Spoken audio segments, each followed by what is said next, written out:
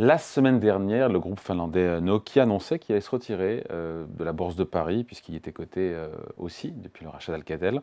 Mais derrière cet exemple, c'est toute la question de l'attractivité des marchés cotés en général qui se pose, et même en dehors de France. Bonjour Laurent. Bonjour David. Laurent Grassin, directeur de la rédaction de Boursorama. Je parle de Nokia, de ce retrait de Nokia, mais d'ailleurs, je pense que beaucoup d'investisseurs et d'épargnants qui nous regardent pourraient penser que c'était déjà le cas. Mais alors, déjà parce que ce n'est pas la valeur non plus star de la bourse de Paris qui anime la cote. Non, c'est vrai que c'était extrêmement discret. Même quand vous regardez régulièrement les séances de bourse, que ce soit les plus fortes hausses, plus fortes baisses, vous n'avez pas forcément Nokia qui ressortait. Et je pense que pour beaucoup d'investisseurs, depuis le rachat d'Alcatel, c'est une valeur qui avait disparu. Alors que non, elle cotait bien à Paris. Mais il faut dire que comparé à son marché principal, qui est désormais Helsinki, c'était peanuts, si vous me pardonnez l'expression. C'était 260 000 transactions en moyenne chaque jour, alors que c'est 12,6 millions d'opérations. Voilà. À Helsinki, en tout cas, ce sont des informations Bloomberg, donc ça n'a effectivement rien à voir. Voilà, donc c'est ce qu'on appelle la double cotation. Oui. Mais qui dit double cotation dit aussi double coût, double tarif. Oui, c'est ça, et c'est un des enjeux de l'attractivité de la cote, c'est que être sur un marché, ça coûte de l'argent, ça coûte parfois beaucoup d'argent. Il y a les obligations réglementaires, bien sûr, parce que quand vous êtes une société cotée, vous devez publier vos résultats, on les commente, que ce soit trimestriel, semestriel, annuel, etc.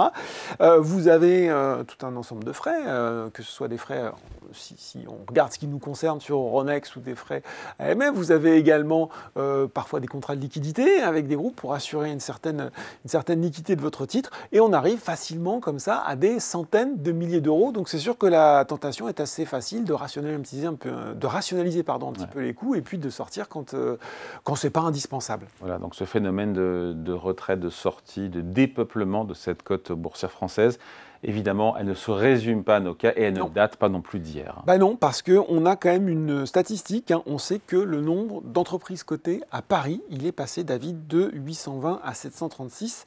Donc entre 2020 et 820 en 2020, 736 en 2025.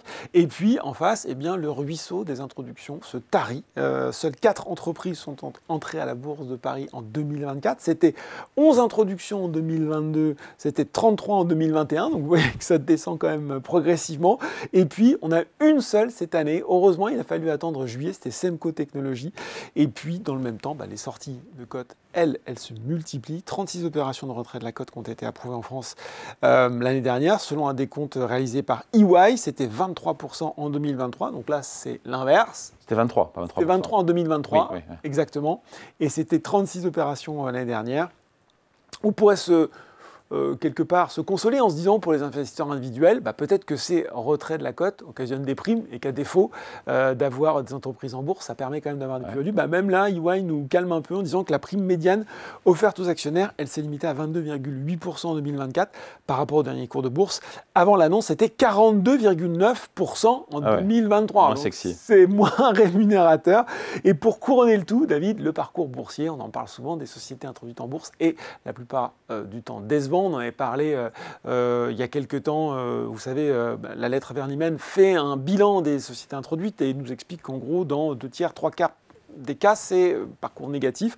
Si on regarde un peu plus près de nous, on a dans les introductions réalisées en 2024, Lighton, spécialiste français de l'IA, qui avait été introduit à 10,35 € par titre, qui a perdu 38% depuis.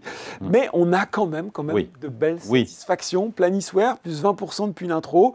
Et puis surtout, Exosens, je vous en avais parlé, vous savez, le spécialiste français des tubes intensificateurs de lumière, notamment utilisés dans les jumelles de vision nocturne. C'est sûr que ça a accompagné le rebond du secteur de la défense, plus 138% depuis l'introduction. Voilà une belle histoire. Ce phénomène de tarissement de la cote, pardon, on le sait, mais il faut l'expliquer, c'est pas un phénomène qui est franco-français. Non, effectivement, parce que quand vous regardez partout ailleurs, Londres, qui était longtemps réputée comme la place la plus dynamique, le swinging London boursier, ça swing moins, David.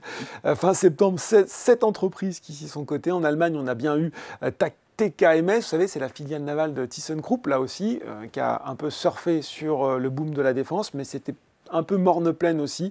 Et puis même Wall Street, là c'est plus surprenant. La Mecque de la bourse.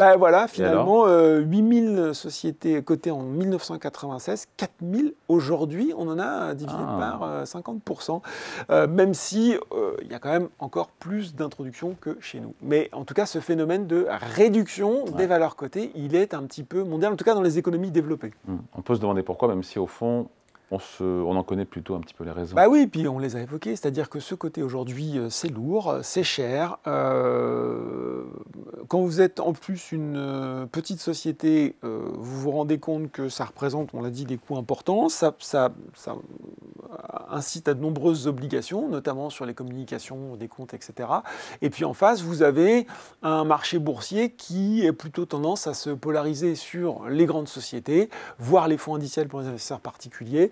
On le sait aussi que certaines réformes réglementaires, notamment MiFID, ont fait que la couverture d'analystes qui suivaient ces valeurs et pouvaient animer la cote a quasiment disparu, donc c'est pas super intéressant. Résultat, vous avez aussi des entreprises qui s'introduisent, dont le cours diminue petit à petit, qui désintéressent tout le monde. On peut ajouter à cela quelquefois des cours d'introduction qui étaient un petit peu trop optimistes sur les valorisations. Tout ça explique qu'en tout cas, en termes de renouveau, c'est compliqué d'apporter du sang neuf. Voilà. Puis aussi le private equity qui joue un Et puis rôle aussi de le private concurrent. equity parce que c'est vrai qu'aujourd'hui, finalement, il y a des solutions pour trouver de l'argent ailleurs, pour trouver les financements dont on a besoin sans passer par la case bourse. Pardon Laurent, je vais être sincère, quand je vous écoute, je n'ai pas l'impression d'avoir le directeur média et directeur de la rédaction de Boursorama. Ben oui, mais si, parce que ne me faites pas dire ce que je n'ai pas dit. La bourse, on adore. Pourquoi? Parce qu'il faut quand même rappeler certaines de ses vertus. C'est à la fois le marché le plus liquide, c'est le plus transparent en termes d'information, parce que c'est vrai, vous parlez du private equity, mais en termes de liquidité et de transparence, c'est quand même incomparable. Parce que la bourse propose, c'est incomparable. Ouais. C'est aussi un modèle d'efficience en termes de transparence du prix, et notamment, ça c'est vrai que Euronext fait des efforts pour que à chaque fois l'investisseur puisse investir au meilleur prix. Donc c'est quand même des qualités qui sont éminemment appréciables, notamment pour l'investisseur individuel. Ce qui ne veut pas dire qu'il n'y a pas des choses à améliorer, notamment sur la rendre plus attractive pour les jeunes sociétés. Alors Euronext fait quelques initiatives. On voit bien d'ailleurs que Alternext, qui est ce marché un peu moins réglementé, qui est devenu Euronext Growth depuis, permet de rentrer, d'avoir un petit pas dans la bourse. Il y a sans doute des choses peut-être un peu plus franche à faire. On voit que l'AMF aussi travaille sur tout un tas de mesures qui vont essayer de simplifier un petit peu, là aussi, toute la paperasse qui accompagne les introductions en bourse. On pourrait évoquer, pour finir, quand même, le modèle suédois, puisque ça marche pas mal en Suède, David, figurez-vous. On le cite souvent en matière sociale, en matière de bourse, on pourrait le citer aussi. 5 opérations qui ont lieu en Suède, 1,9 milliard d'euros. D'introduction, ouais, tout à fait, avec une performance moyenne des intros de 20%, que c'est pas mal. Et par quoi ça passe? Ça passe notamment par le fait que pas mal de petites sociétés, plus de 250, 16% des entreprises suédoises de plus de 250 salariés sont cotées, contre seulement 3% pour l'Union européenne. Et surtout, que les Suédois détiennent majoritairement dans leur patrimoine financier des actions, 42% contre 17% en Europe. Donc finalement, c'est un cercle vertueux. Vous voulez plus de sociétés qui s'introduisent, il faut plus d'actionnaires individuels.